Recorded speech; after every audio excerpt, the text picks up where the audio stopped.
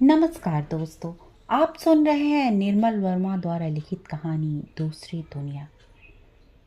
बहुत पहले मैं एक लड़की को जानता था। वो दिन भर पार्क में खेलती थी। उस पार्क में बहुत से पेड़ थे जिनमें मैं बहुत कम को पहचानता था। मैं सारा दिन लाइब्रेरी में रहता था और जब शाम को लौटता था तो वो उन पेड़ों के बीच बैठी दिखाई देती थी। बहुत दिनों तक हम एक दूसरे से नहीं बोले। मैं लंदन के उस इलाके में सिर्फ कुछ दिनों के लिए ठहरा था। उन दिनों मैं एक जगह से दूसरी जगह बदलता रहता था, सस्ती जगह की तलाश में। वे काफ़ी गरीबी के दिन थे। वो लड़की भी काफ़ी गरीब रही होगी, यह मैं आज सोचता हूँ।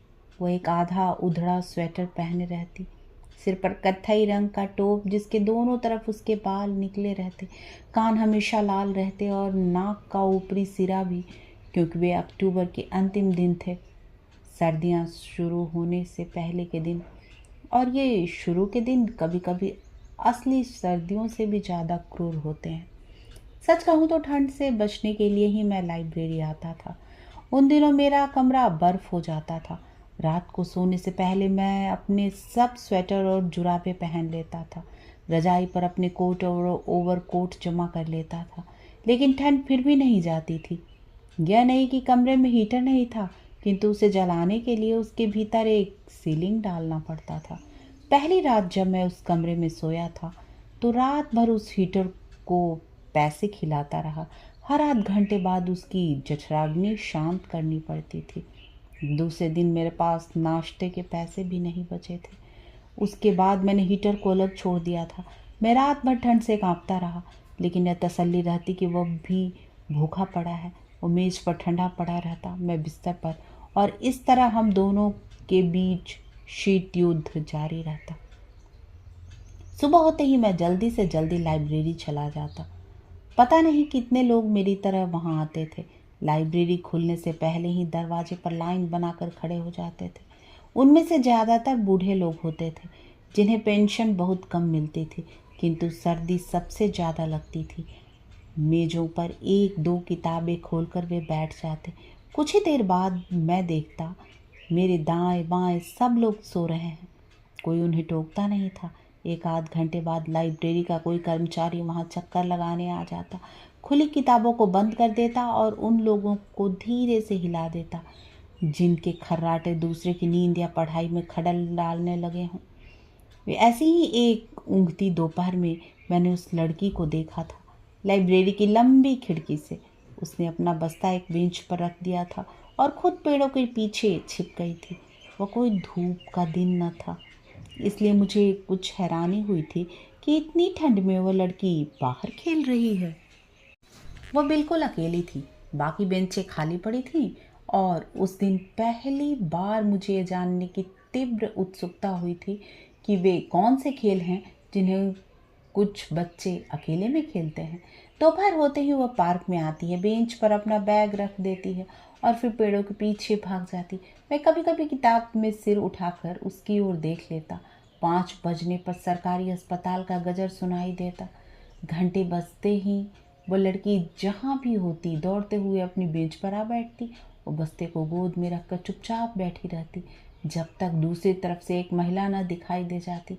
मैं कभी उन महिला का चेहरा ठीक से न देख सका।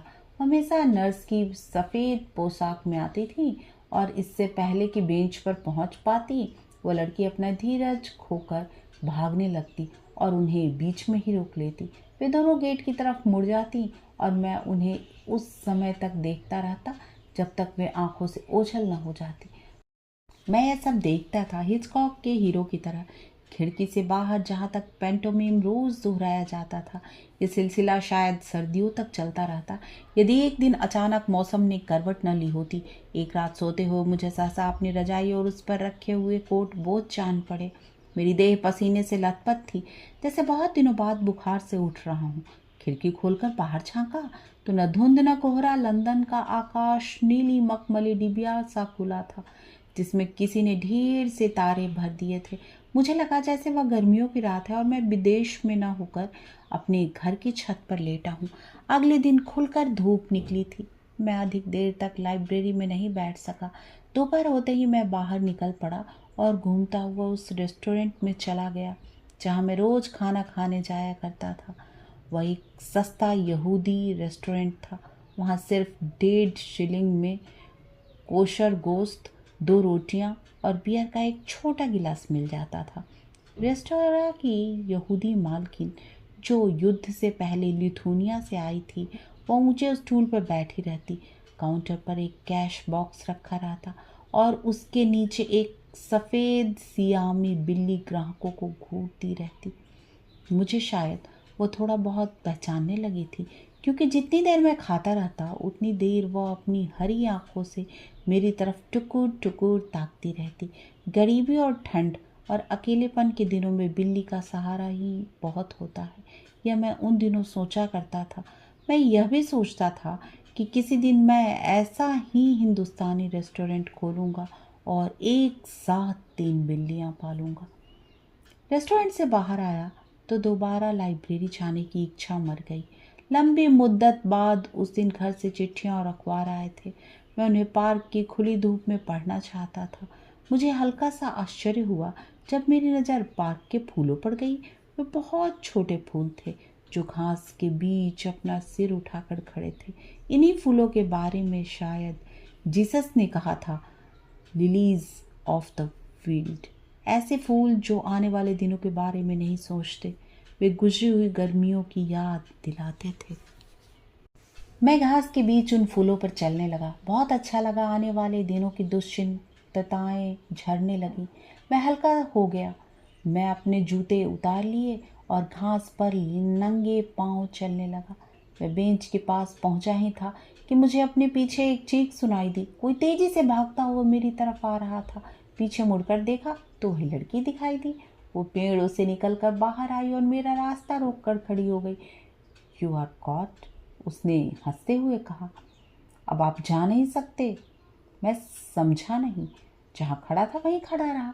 आप पकड़े गए, उसने दोबारा कहा। आप मेरी जमीन पर खड़े हैं।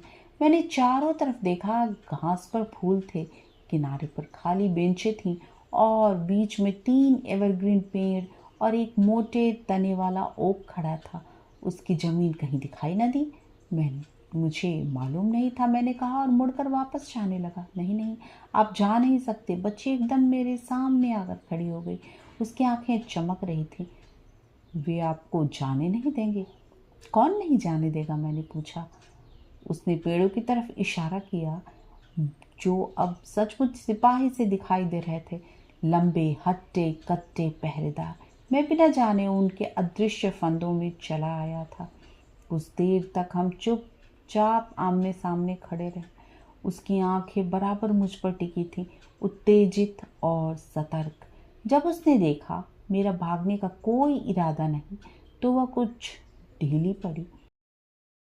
आप छूटना चाहते हैं, उसने कहा। कैसे? मैंने उसकी ओर देखा। आपको इन्हें खाना देना होगा। ये बहुत दिन से भूखे हैं। उसने पेड़ों की ओर संकेत किया। वे हवा में सिर हिला रहे थे। खाना मेरे पास नहीं है, मैंने कहा। आप चाहे तो ला सकते हैं। उसने आशा बंधाई। ये सिर्फ फूल पत्ते खाते हैं। मेरे लिए मुश्किल नहीं था। वे अक्टूबर के दिन थे और पार्क के फूलों के अलावा ढेरों पत्ते बिखरे रहा करते थे। मैंने नीचे सिर झुका ही लिया था कि उसने लपक कर मेरा हाथ रोक लिया। नहीं नहीं, यहाँ से नहीं, ये मेरी ज़मीन है। आपको वहाँ जाना होगा। उसने पार्क के फेंस की ओर देखा।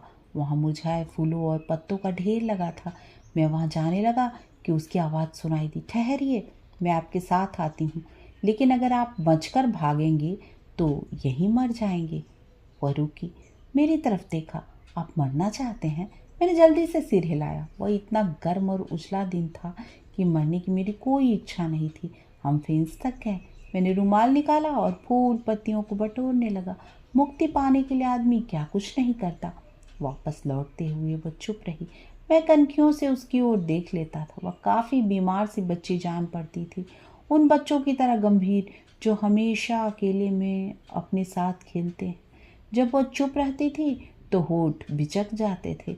नीचे का होठ थोड़ा सा बाहर निकल आता था, जिसके ऊपर दबी हुई नाक बेसहारा से दिखाई देती थी। बाल बहुत छोटे थे और बहुत काले, गोल छल्ले में धुली हुई रुई की तरह बटे हुए, जिन्हें छूने को अनायास हाथ आगे बढ़ जाता था, लेकिन वह अपनी दूरी में हर तरह की छुअन से परे जान पड़ती थी। अब आप इन्हें खाना दे सकते हैं, उसने कहा। वो पेड़ों के पास आकर रुक गई थी। क्या वे मुझे छोड़ देंगे? मैं कोई गारंटी, कोई आश्वासन पाना चाहता था। इस बार वह मुस्कुराई और मैंने पहली बार उसके दांत देखे, एकदम सफ़ेद और चमकीले, जैसे अक्सर निग्रो लड़कियों के होते हैं। मैंने वे पत्तियां रुमाल से बाहर निकाली, 4 हिस्सों में बांटी और बराबर बराबर से पेड़ों के नीचे डाल दी। मैं स्वतंत्र हो गया था, कुछ खाली सा भी। मैंने जेब से चिट्ठियां और अखबार निकाले और उस बेंच पर बैठ गया जहां उसका बैग रखा था। वो काले चमड़े का बैग था, भीतर किताबें ठूसी थी। ऊपर की जेब से आधा कुतरा हुआ सेब बाहर झांक रहा था। वो उछल हो गई। मैंने चारों तरफ ध्यान से देखा तो उसकी फ्रॉक का एक कोना झाड़ियों से बाहर दिखाई दिया। वो एक खरगोश की तरह दुबक कर बैठी थी, मेरे ही जैसे किसी भूले भटके यात्री पर झपटने के लिए।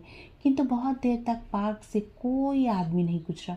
हवा चलती तो पेड़ों के नीचे जमा की हुई पत्तियां घूमने लगती, एक भंवर की तरह, और वह अपने शिकार को भूल कर उनके पीछे भागने लगती। कुछ देर बाद वह बेंच के पास आई, एक क्षण मुझे देखा, फिर बस्ते की जेब से सेब निकाला। मैं अखबार पढ़ता रहा और उसके दांतों के बीच सेब की कुतरन सुनता रहा।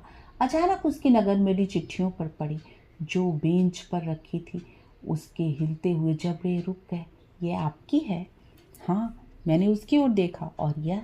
उसने लिफाफे पर लगे टिकट की ओर उंगली उठाई।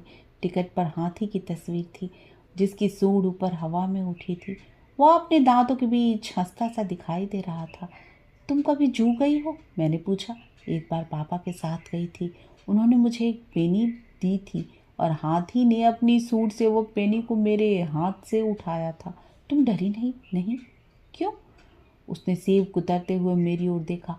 पापा तुम्हारे साथ यहाँ नहीं आते? एक बार आए थे, 3 बार पकड़े गए।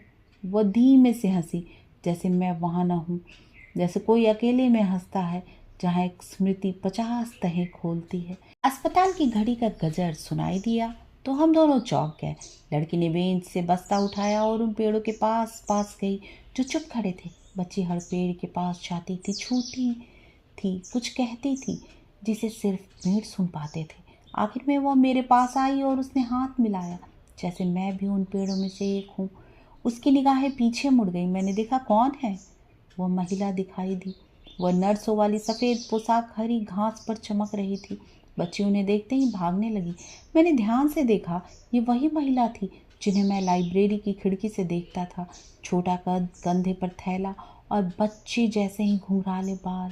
वे मुझसे काफ़ी दूर थी, लेकिन उनकी आवाज़ सुनाई दे रही थी। अलग अलग शब्द नहीं, सिर्फ 2 स्वरों की एक आहट। वे घास पर बैठ गई थी। बच्ची मुझे भूल गई थी। मैंने जूते पहने, अखबार और चिट्ठियां जेब में रख दी। अभी समय काफ़ी है, मैंने सोचा। 1-2 घंटे लाइब्रेरी में बिता सकता हूँ, पार्क के जादू से अलग, अपने अकेले कोने में। मैं बीच पार्क में चला आया। पेड़ों की फुनगियों पर आग सुलगने लगे थे। समूचा पार्क सोने में गल रहा था। बीच में पत्तों का दरिया था, हवा में हिलता हुआ। कौन कौन है? कोई मुझे बुला रहा था और मैं चलता गया, रुका नहीं। कभी कभी आदमी खुद अपने को बुलाने लगता है, बाहर से भीतर और भीतर से कुछ भी नहीं होता। लेकिन ये बुलावा और दिनों की तरह नहीं था। ये रुका नहीं, इसलिए अंत में मुझे ही रुकना पड़ा। इस बार कोई शक नहीं हुआ, सचमुच कोई चीख रहा था, स्टॉप स्टॉप। मैंने पीछे मुड़कर देखा। लड़की खड़ी होकर दोनों हाथ हवा में हिला रही थी। सच, मैं फिर पकड़ा गया था। दोबारा से बेवकूफ़ों की तरह मैं उसकी ज़मीन पर चला आया था, 4 पेड़ों से घिरा हुआ। इस बार माँ और बेटी दोनों हंस रही थी। आज के लिए बस इतना ही। तब तक के लिए आज्ञा दीजिए। नमस्कार।